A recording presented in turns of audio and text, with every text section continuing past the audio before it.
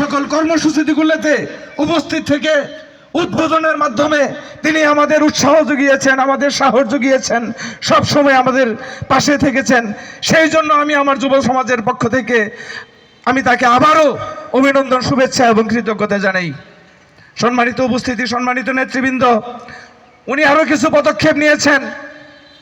সেটা হলো এই গরু চোর প্রতিরোধে উনি কালীবাড়িতে সভা করেছেন, আমাদের ঝাড়কাটা ব্রিজে সভা করেছেন।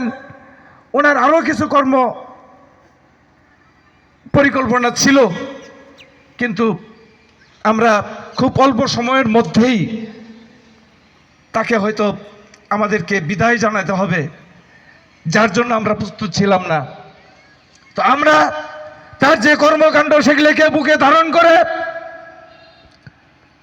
আমরা সামনের দিকে এগোতে চাই।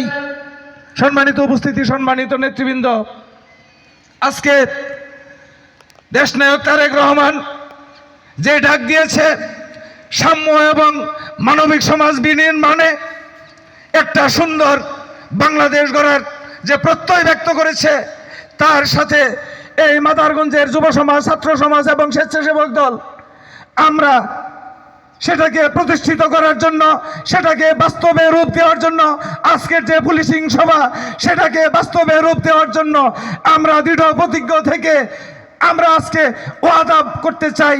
আমরা সামনের দিনে সাম্য এবং মানবিক সমাজ গঠনের বিনির্মাণে আমরা অঙ্গীকারবদ্ধ। এই শপথ নিয়ে প্রত্যয় এবং প্রত্যাশা ব্যক্ত করে সকলের প্রতি উদাত্ত আহ্বান জানিয়ে যারা উপস্থিত হয়েছেন সকলকে আবারও ধন্যবাদ জানিয়ে আমি আমার সংক্ষিপ্ত বক্তব্য শেষ করছি। খুদা হাফেজ, বাংলাদেশ জিন্দাবাদ। সকলকেই ধন্যবাদ। আসসালামু আলাইকুম।